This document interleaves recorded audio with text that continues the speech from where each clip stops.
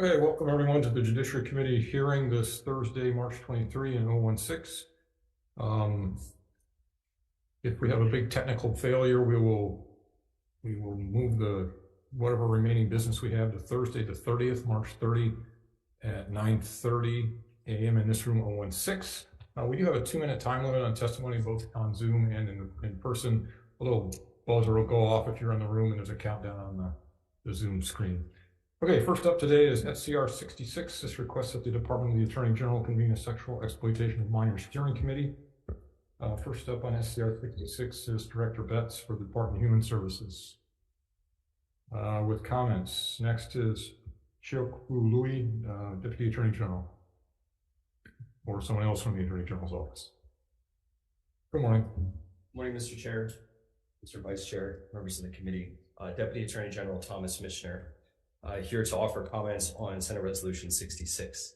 So the resolution calls on the Attorney General's office to, 1, create a steering committee, and 2, to periodically report. There are several existing task force and committees that cover this area, and that the AGS participates in particular, the Special Investigation and Prosecution Division, which is the division responsible for combating human trafficking at the Attorney General's. Among the committees that we are a part of is the Commercial Sexual Exploitation of Children Steering Committee, whose participants include all of the mandatory members of the proposed committee, in addition to others. So the committee proposed by this resolution would duplicate an existing committee and so may be counterproductive. Additionally, as far as the reporting, a more comprehensive version of the report that this resolution asks the proposed committee create would be accomplished via 2 other bills that are currently going through the legislature. They're both alive. It's Senate Bill 235 and its companion House Bill 579. Those bills create a human trafficking prevention program in the Attorney General's office, which includes an extensive reporting requirement. So the intent of this resolution is good, and it's something that we, particularly the Special Investigation and Prosecution Division at the Attorney General's, agrees with. We think, though, that the intent of the resolution is being carried out with existing groups, and as far as the reporting, that it would be more effectively and comprehensively done via 2 bills rather than resolutions. With that, I thank you, and I'm available for questions. Great, thank you very much. Next is Michael Gloyer Jr. for the Stonewall Caucus of the Democratic Party of Hawaii. On Zoom, maybe? Sorry, Chair, they're currently not on Zoom. Okay, he's in support. Judith Clark, Executive Director for Hawaii Youth Services Network. Good morning. Aloha, Chair, members of the committee. I'm Judith Clark, Executive Director of Hawaii Youth Services Network, a statewide coalition of youth-serving organizations. We are in support of this resolution. We have coordinated a statewide youth homelessness partnership since 1981. We recognize the high risk of sexual exploitation and trafficking faced by our runaway and homeless youth. We do believe that a coordinated multi-sector effort is needed. The CSEC committee or task force that the previous testifier referred to, Hawaii Youth Services Network is not represented on it, and I don't believe that the other youth shelter and outreach providers statewide may not be on that task force as well. While it may not be necessary to create a new task force, I would look at expanding the representation on the existing one at a minimum. Hawaii Youth Services Network is named in this resolution to be a member of the group, and if this resolution is passed, we will provide a representative to serve. Thank you for this opportunity to testify. Thanks very much. Next up is Charlene Iboshi, an advocacy chair for Zonta Club of Hilo. In support. Next is Andrew Crossland in support. Next is Dara Carlin in support. Next is V. Schaap in support on Zoom, maybe? Sorry, Chair, they're currently not on Zoom. They are in support. She's in support as well. Keith Hayashi for Department of Education. Good morning. Good morning, Chair, Vice Chair, and members of the committee. Yvonne Humble, Office of Student Support Services, testifying on behalf of the Department of Education. The department stands on its written testimony with comments on this measure. And I thank you for the opportunity to testify. All right, thank you. That's everybody who signed up on SCR 66. Does anyone else wish to testify? Please come on up. My name is Darlene Hawai'i, and I'm with Sister to Sister. I am a sex trafficking survivor. I've been in detention home, foster home, halakipa. I have a wealth of knowledge that I want to Sorry, can you share. just pull the mic around towards you more farther? There's a lot of things that I want to share with the task force that is going to be put together with this resolution. I wholeheartedly support this resolution. The existing agencies, committees, whatever it is that you want to, that exist, are not including voices of survivors. They're not including voices of Youth Challenge, of many people in the community that should be included. So I wholeheartedly support this. And if you don't do this, then at least what is existing, like the lady said, is include our voices. Because I have knowledge, firsthand knowledge, of what it takes for a kid to be safe in this state. And I'd like you to know. Thank you. Thank you very much. Would anyone else like to testify on SCR 66?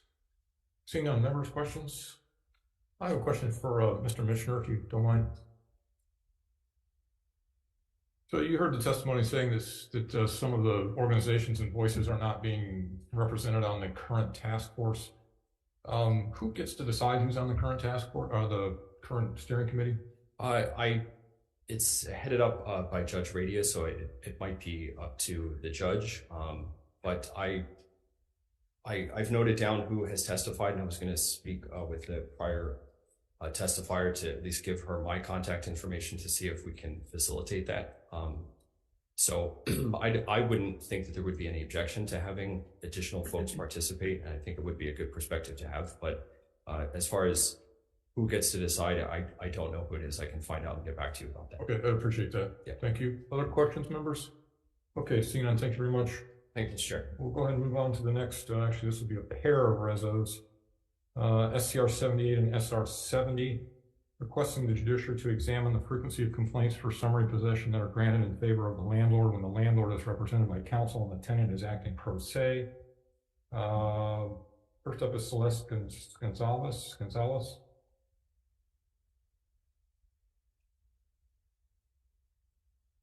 Good morning. Good morning. Thank you, the judicial chair and co-chair and committee. This is my first time, so I'm trying to get my rhythm going. My name is Celeste Gonzalez, and originally I proposed this as a bill with Senator Lee's office, and then it was decided to create it as a resolution because there was no statistics or information to back up what my experience was. And I also, in my written testimony, in which I stand by, I also wanted to provide an amendment, and that is to also include in the research and study, to include how many of these evictions are actually a result of a motion for summary judgment. And the reason for that is a motion for summary judgment. This is from my personal experience as well. What's been happening in the courts, and I'm sure it's happening right now as we speak, is when landlords or their attorneys are filing for motion for summary judgment, for some reason, the judges have adopted a way to interpret summary judgment as for possession as only needing 3 factors to be granted. And the first one is that the unit was a residential unit that was rented. The second one is that there was a lease contract between the parties involved, so the tenant and the landlord. And the third one is that there's an expired lease.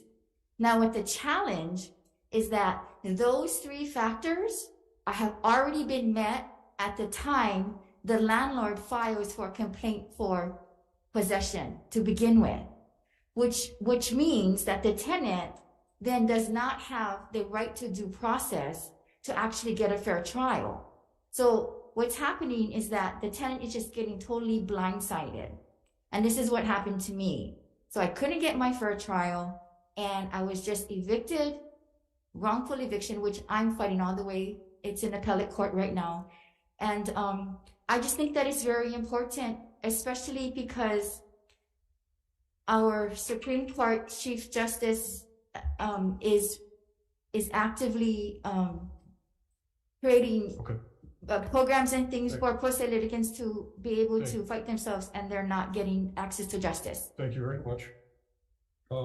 That's everyone who signed up to testify on SCR 78 and SR 70. Would anyone else here like to testify on SCR 78 or SR 70?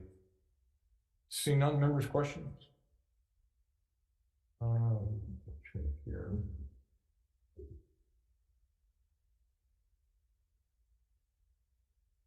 Okay, let's go ahead and move on to the next resos. SCR 102 and SR 112, encouraging the facilitation of a path to citizenship for immigrants from parties to the Compacts of Free Association. First up on SCR 102/SR 112 is Marcus Kawatachi for the Hawaii Civil Rights Commission. In support. Next is Giovanni Domingo Dela Cruz, Office of Community Services, also in support. And that's everybody who signed up for this pair of resos. Anyone else wish to testify on Senate Current Resolution 102 or Senate Resolution 112? Seeing none, no one to ask questions of members, we'll go ahead and move on to the next one, next pair. And that is Senate Concurrent Resolution 204 and Senate Resolution 103. Strongly urging the Supreme Court of the United States to adopt a formal ethics code for the justices. This one we have Dara Carlin in support and B.A. McClintock in support. And I don't think either one of them are here or on Zoom, so we'll move on to the next one, which is SCR 105 and SR 104, requesting the judiciary to convene a task force to examine and make recommendations regarding existing procedures of the Hawaii Paroling Authority, setting the minimum terms of imprisonment. First up on SCR 205 is Thomas Berger for the state of Virginia Judiciary. In support, Charlotte Carter Yamauchi for the Legislative Reference Bureau. With comments, Fred Huyen. Sorry, I know how to pronounce your name. Hawaii Paroling Authority. Good morning. Morning, Chair Rhodes, Vice Chair Gavin, committee members. Fred Huyen with Hawaii Paroling Authority. We support this measure, and more so because we'd like to see the pros and cons of the task force examine the pros and cons, as well as also examine Hawaii's indeterminate sentencing.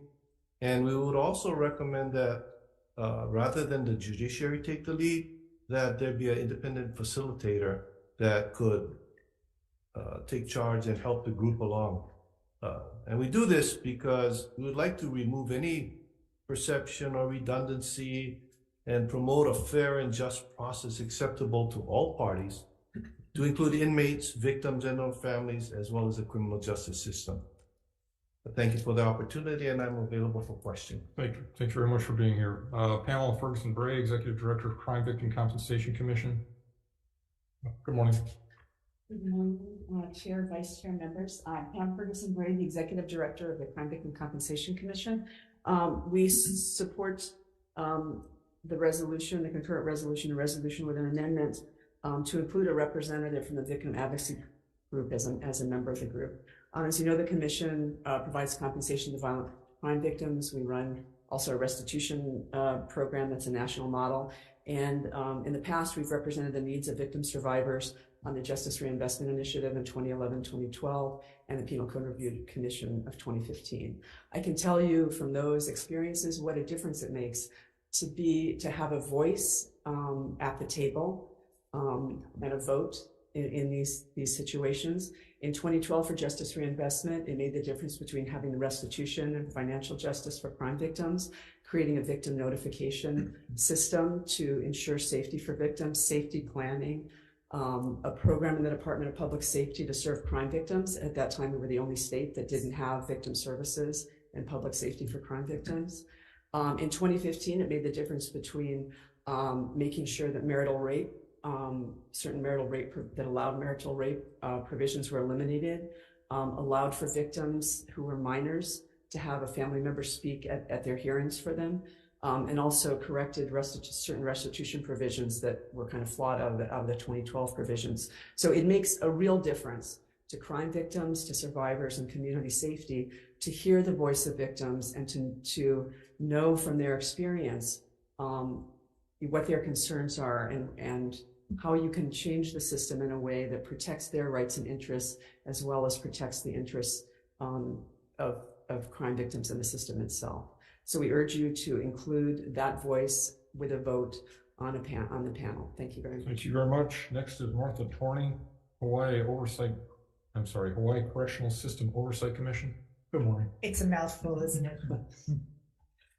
The commission supports this measure, but we do respectfully request one amendment be made that the chair of the Hawaii Correctional System Oversight Commission or designee should replace the reference to the commission's oversight coordinator as being a member of the task force. This would align with the structure of the other members of the task force. Our commissioners are experienced criminal justice experts with deep knowledge of Hawaii sentencing laws and the role of the Hawaii Paroling Authority. And I would like to add that as about every 10 years, the legislature requests that a penal code review commission or committee be assembled, and victims are always included in that, and they should be included in this too. Thank you. Thank you very much. Excuse me. Thanks very much. Next is Kat Brady for Community Alliance on Prisons. In support, James Tabe, the Public Defender. Good morning. Good morning. Good morning, Chair Rhodes, Vice Chair Gabbard, Senator Owa, and Senator Aponte. James Tabe, State Public Defender. There's not much more to add than our testimony. We support the resolution, and I'm here and available for any questions. Thank you very much. Thank you. Next is Teresa Paulette, Mothers Against Drunk Driving. In support, Dennis Dunn with comments. Let me just be sure that's everyone. Oh, Mark Patterson. Oh, that's Hawaii Correctional System Oversight Commission. Okay. That's it. Anyone else wishing to testify in SCR 205 or SR 104? Seeing none, members' questions?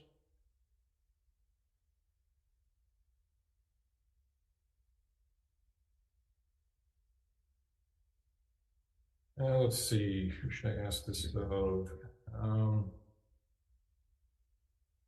I guess Mr. Hoon. It's not really your Kuleana, but does the task, if the task force has to meet a certain number of times in a calendar year to be effective? I mean, how many should we put in? Like, you should meet X number of times in a year, or do you think that's something the task force can handle on its own? Well, I think the task force, and however they determine it. Well, let me go back to an example of HCR 85, that task force, and we met about once a month. Mm-hmm. And it took 2 years and some hard work on the part of Bob Merce, Justice Wilson, to put the report together. So monthly basis might be okay. If you meet on a quarterly basis, that might be too far and in between, especially with some of these measures. But I know all the parties identified in the resolution are on overload with their cases, especially with the courts and public defenders and prosecutors. So to convene such a large group is going to be difficult. But I think once a month to try and get the job done might be it. Okay. All right. Thank you. Other questions, members? Okay. If not, I think we're ready to go into decision making. If everybody's okay with that. One question for staff. So is the HCR on that last one still moving? On 205. Yes, it's scheduled to be heard this afternoon. It's a single. The HCR is this afternoon. The HR. But there's a. Oh, it's a single referral. Yeah. Okay. Okay. All right. Okay, so on SCR 66, I pretty much agree with the Attorney General's testimony in terms of not wanting to have too many task forces, steering committees, et cetera, that are working on the same topic. However, I also am sympathetic to the view that maybe not everybody who should be at the table is at the table. So what I'm going to do is just defer this for 1 week to Thursday the 30th at 9:30. and we'll see if we can work out a more formal arrangement for some of these other groups to join. And we'll be in touch with your office, Mr. Missioner, if that's okay. All right, so that one's deferred for a week. The next one, SCR 78 and SR 70, requesting the judiciary to examine the frequency of complaints for summary possession. Recommendation here is to go ahead and pass it, with the amendment suggested by the witness to include in the reporting the summary judgments as well as summary possession. And also would like to move the report date up to 40 days prior to next session instead of 20. Questions or concerns? If not, Vice Chair. Chair's recommendations. I'm sorry, we'll vote on both at the same time. Chair's recommendations to pass SCR 78 and SR 70 with amendments. Chair Rhodes. Aye. Vice Chair votes aye. Senator Elefante. Aye. Senator San Buenaventura is excused. Senator Awa. No. Measure passes. Okay, thank you. The next pair up is SCR 102 and SR 112. This encourages the facilitation of a path to citizenship for immigrants from immigrants from parties to the Compact of the Association. Recommendation is to make some amendments. We'll provide more background information in the whereas statements based on Hawaii Civil Rights Commission and Office of Community Services testimony, and that would be it. Questions or concerns? If not, Vice Chair. Chair's recommendation is to pass SCR 102 with amendments and also SR 112. The members present, are there any no votes or reservations? No vote. No vote for Senator Awa. The measure passes. Thank you. Next up is SCR 204 and SR 103, strongly urging the Supreme Court of the United States to adopt a formal ethics code, which amazingly they don't have. Recommendation here is to pass as is. Questions or concerns? If not, Vice Chair. Chair's recommendation is to pass SCR 204 and SR 103 as is. For the members present, are there any no votes or reservations? Hearing none, the measure passes. Thank you. Next pair is SCR 205 and SR 104. This requests the judiciary to convene a task force to examine and make recommendations regarding existing procedures of the new paroling authority. I'm going to defer this, not because I don't think it's an important topic, but